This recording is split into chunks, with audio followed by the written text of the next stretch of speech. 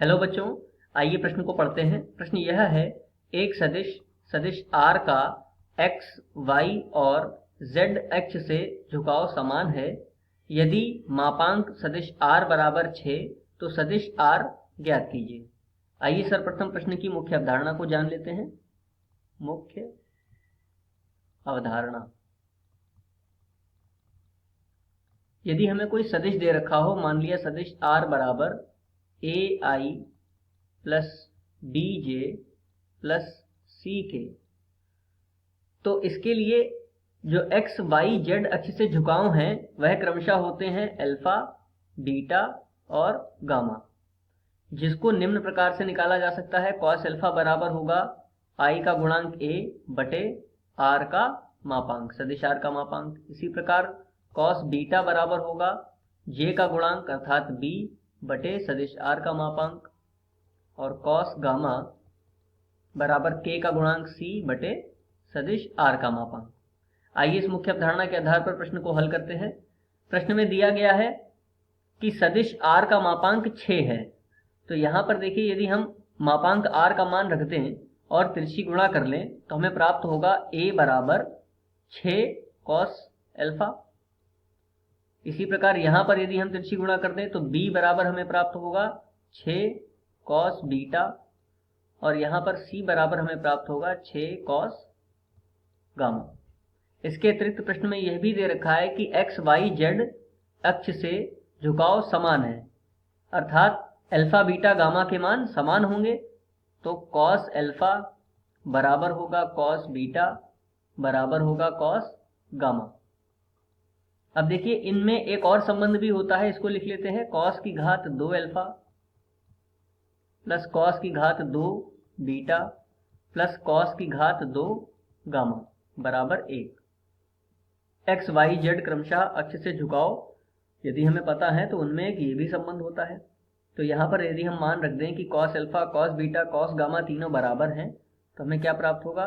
Cos की घात 2 alpha, beta को भी लिख सकते हैं कॉस की घात 2 अल्फा, और गामा को भी लिख सकते हैं कॉस की घात 2 अल्फा बराबर 1।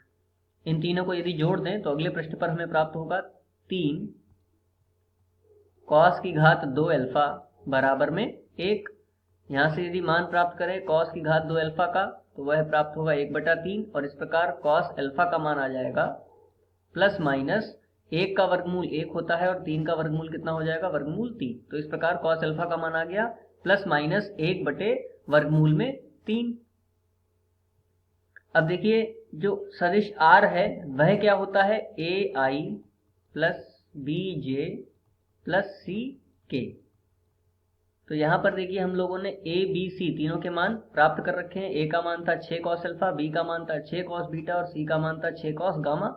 ये यहाँ पर रख देते हैं तो हमें प्राप्त होगा सदिश r बराबर 6 cos alpha i plus 6 cos beta j plus 6 cos gamma k।